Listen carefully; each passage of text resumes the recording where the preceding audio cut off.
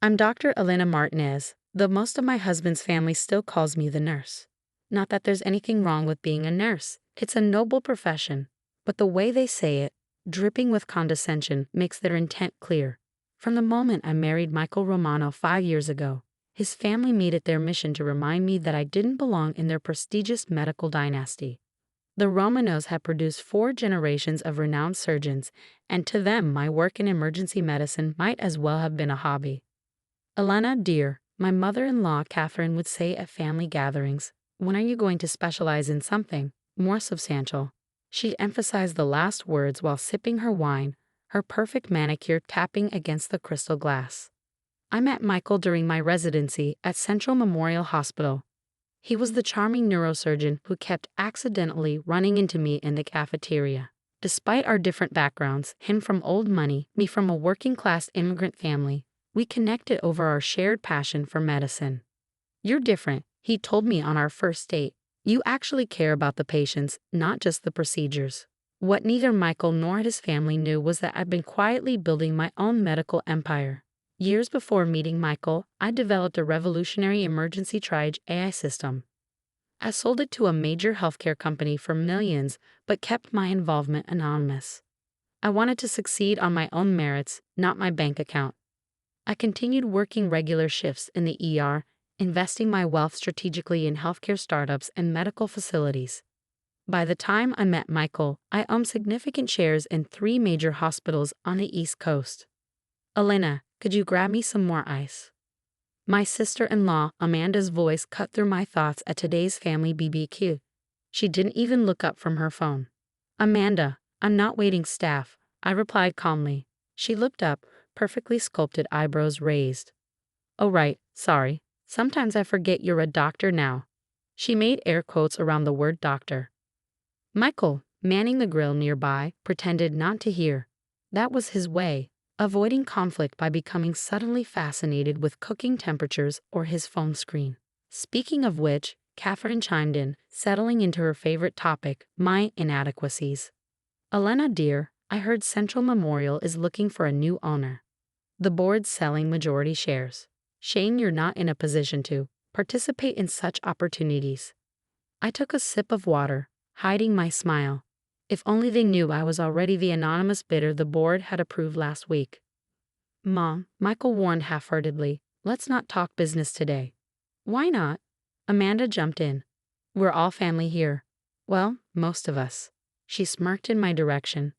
Besides, it's not like Elena understands these things. She's busy with her little ER shifts. I noticed my father-in-law, Richard, watching the exchange with poorly concealed amusement. As chief of surgery at Central Memorial, he'd been particularly vocal about keeping the hospital in capable hands.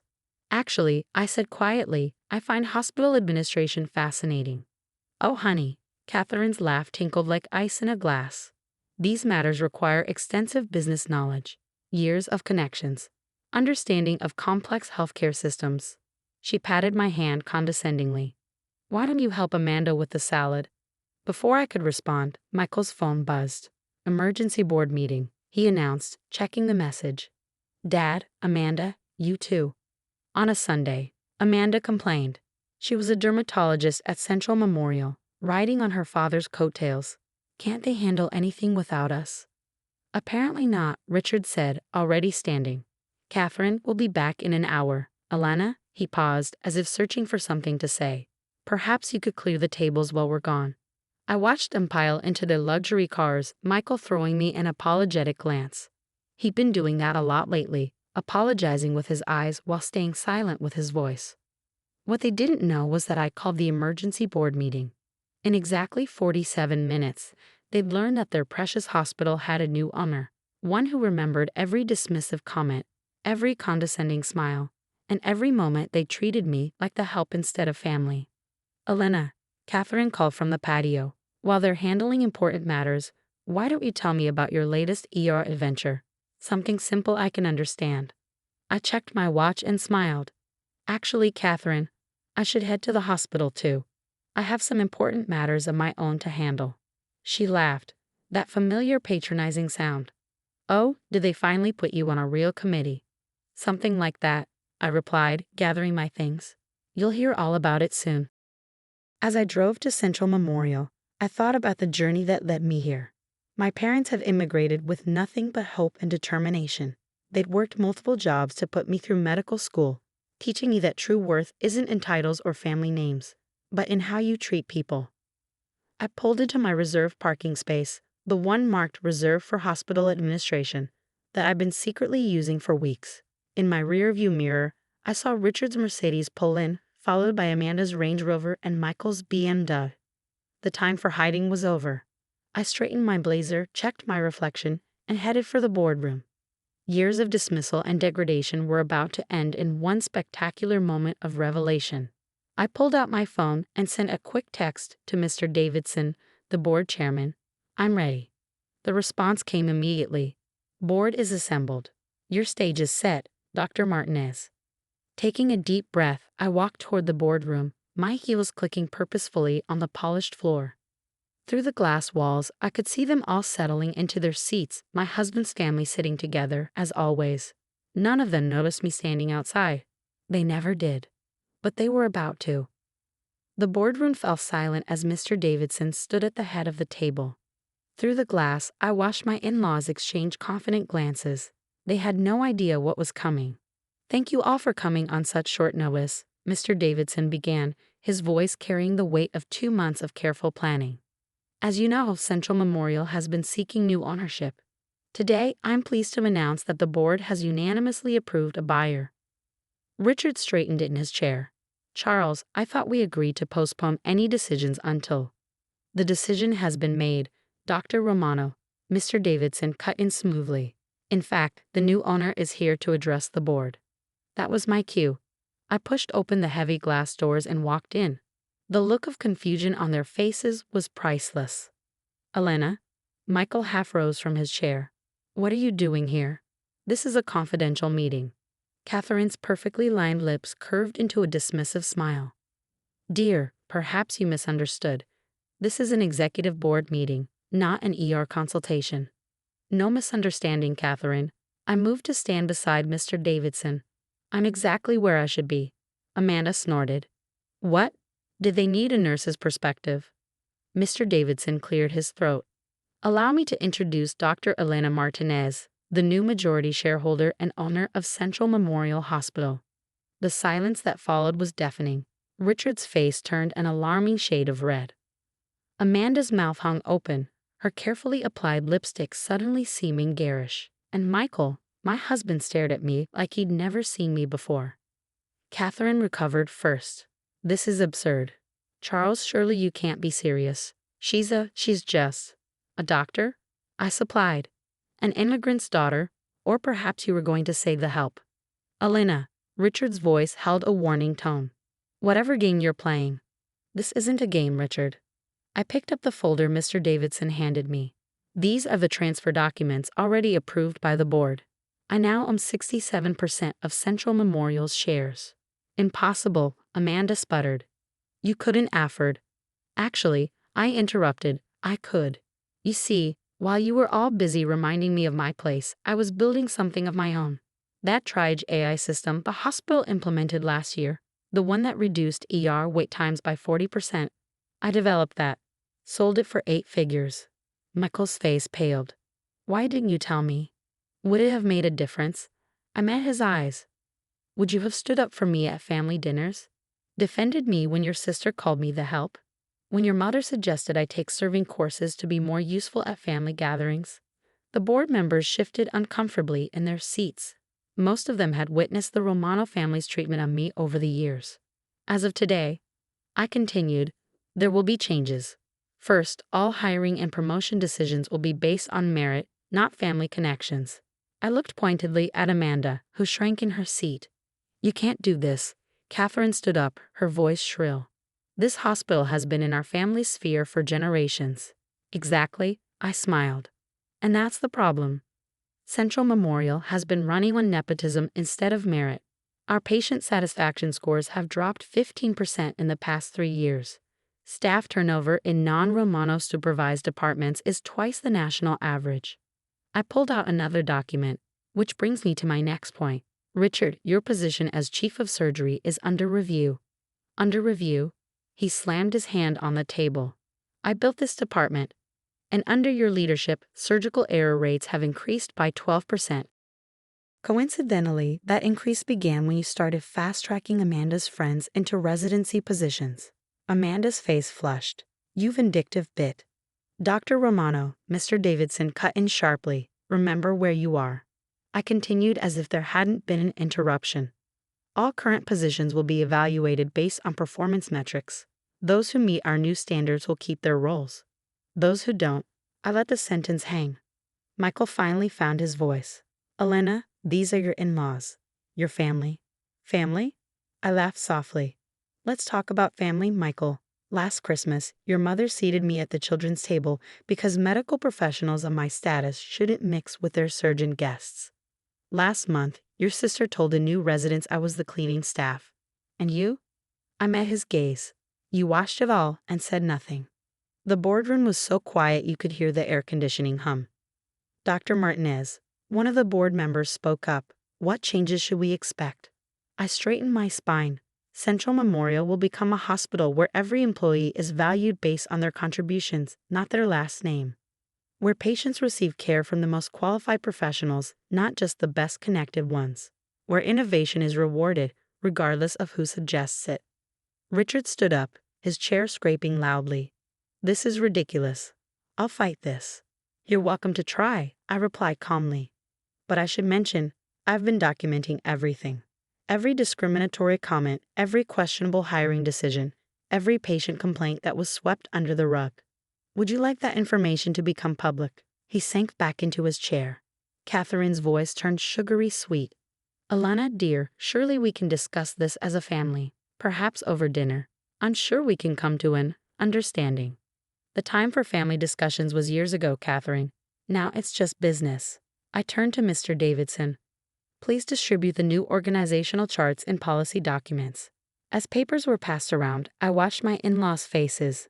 Amanda was texting furiously, probably calling her lawyer. Richard stared at the documents like they might bite him. Catherine's perfect makeup couldn't hide her growing panic. And Michael, my husband, sat there, looking lost, finally understanding what his silence had cost him. One more thing, I added. Effective immediately, all Romano family members will report directly to the board, not to each other. No more covering up mistakes, no more preferential treatment. This is how you repay us. Catherine's voice cracked. After we welcome you into our family, I met her gaze steadily. No, Catherine. This is how I fix a broken system. How I ensure that other talented professionals don't face the discrimination I did. How I make sure patients get the best care, not just care from the right family. The meeting is adjourned, Mr. Davidson announced. Dr. Martinez, would you like to address the staff? Yes, I gathered my papers. I believe it's time they met their new boss properly. As the board members filed out, Michael approached me. Elena, we need to talk about this. Yes, we do, I agreed. But not here. Not now. Right now, I have a hospital to run. I walked out of the boardroom, leaving my stunned in-laws behind. The click of my heels echoed through the corridor, each step taking me further from the person they thought I was and closer to the leader I'd become. Through the glass walls, I could see Catherine crying into her designer handkerchief, Richard making angry phone calls, and Amanda still furiously texting. But for the first time since I'd married into their family, their drama wasn't my concern. I had work to do. The next few weeks at Central Memorial were a whirlwind of change. Word of the new ownership spread quickly, along with stories of the dramatic board meeting. I heard whispers in the hallways, saw surprised looks from staff who had previously ignored me, and received countless emails from employees sharing their own experiences of discrimination. I moved into the CEO's office but kept my regular ER shifts. Unlike my predecessors, I believed hospital administration should understand frontline operations. One morning, while reviewing department reports, my assistant buzzed in. Dr. Martinez, Mrs. Romano is here to see you. I knew this confrontation was coming. Sent her in. Catherine swept into my office, looking immaculate as always, but the designer bags under her eyes betrayed her stress. Elena, she began, smoothing her skirt as she sat down uninvited. We need to discuss this situation. What situation will that be? I continued reviewing reports. Don't play coy. You're destroying our family. Richard hasn't slept in days. Amanda's reputation is ruined, and Michael. Her voice cracked slightly. He's staying at a hotel. I finally looked up. Catherine, did you ever consider that you destroyed this family long ago? When you decided some people were worthy of respect and others weren't. We gave you everything, she snapped. A place in our family, connections, opportunities. No, I cut her off. You gave me conditions, rules, expectations to fail. You never once saw me as family. I was the help who somehow trapped your son. Because you lied? All this time, hiding your wealth, pretending to be something you're not. I never lied, I corrected her. I just didn't announce my success. I wanted to be accepted for who I was, not what I had. And now, she demanded. Is this your revenge? Taking over our hospital? This isn't revenge, Catherine. It's reform. Have you seen our patient satisfaction scores this week? Up 22%. Staff morale? Improved 35%. Turns out, when you hire based on merit instead of last names, things actually work better. She shifted uncomfortably. Richard is considering legal action. For what? I bought the shares legally. The board approved everything. Or is he planning to sue because I'm enforcing standard medical protocols? I handed her a folder. Here's your husband's surgical error rate report. Would he like this to become public? Catherine's hands trembled as she took the folder. What do you want? I want what I've always wanted, to run an excellent hospital and be respected for my work. I leaned back. The question is, what do you want? To fight a losing battle, or to adapt and maintain your position? What position? You're reviewing all our roles. Yes, based on merit. If you meet the standards, you keep your jobs. Simple as that. Just then, my phone buzzed. A text from Michael. Can we talk? Catherine noticed my expression change. Is that my son? Elena, please. Whatever issues you have with us, don't punish him. Punish him? I laughed softly. Catherine, your son punished himself.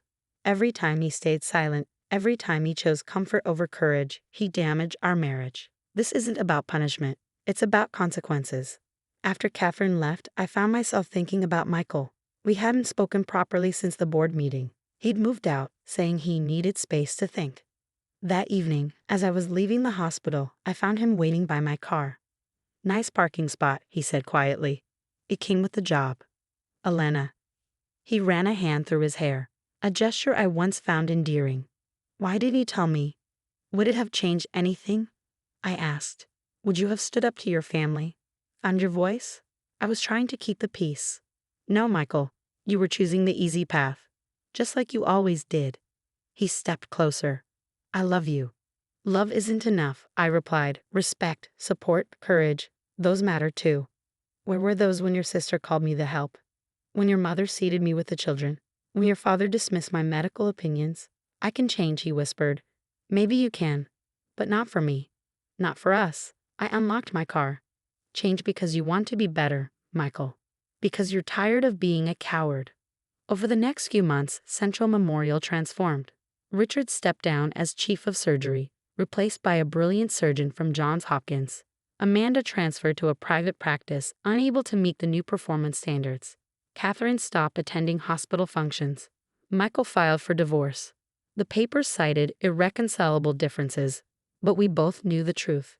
The difference was I finally reconciled with my worth.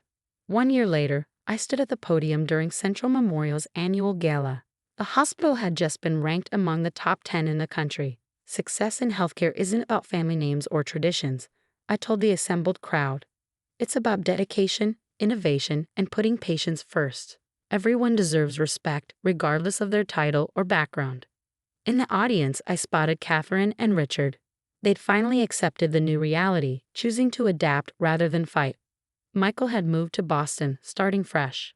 Amanda had found success in her private practice, where her name carried less weight but her work spoke for itself. As for me, I expanded my healthcare network, acquiring 2 more hospitals and implementing the same merit-based systems. My parents attended the gala as guests of honor, their proud smiles worth more than any hospital empire. Later that night, alone in my office, I found an old family photo from my first Christmas with the Romanos. In it, I sat apart from the group, trying to smile while they clustered together. I pinned it to my bulletin board, not as a reminder of pain, but as a testament to growth. Sometimes the greatest revenge isn't in destroying others, but in building yourself up so high that their opinions no longer matter. The following week, during my regular shift, a young resident approached me. "Dr. Martinez?" She seemed nervous. "I have an idea for improving our triage system." "Tell me more." I smiled, remembering how it felt to be dismissed. "Really?" Her eyes lit up. "But I'm just a first-year resident." "There's no such thing as just anything here," I told her. "At Central Memorial, we value ideas, not titles." As I listened to her proposal, I realized that true success isn't measured in wealth or power, but in the changes we inspire in others. Every time someone feels valued for their work, heard for their ideas, or respected for their contributions, that's a victory. The hospital continues to thrive, not because of a family name, but because of the dedicated professionals who now know their worth isn't determined by their connections, but by their contributions. And me, I found something better than revenge. I found purpose. Sometimes the best response to those who try to diminish you isn't to prove them wrong. It's to rise so high that their opinions become irrelevant. That's not just success. That's justice.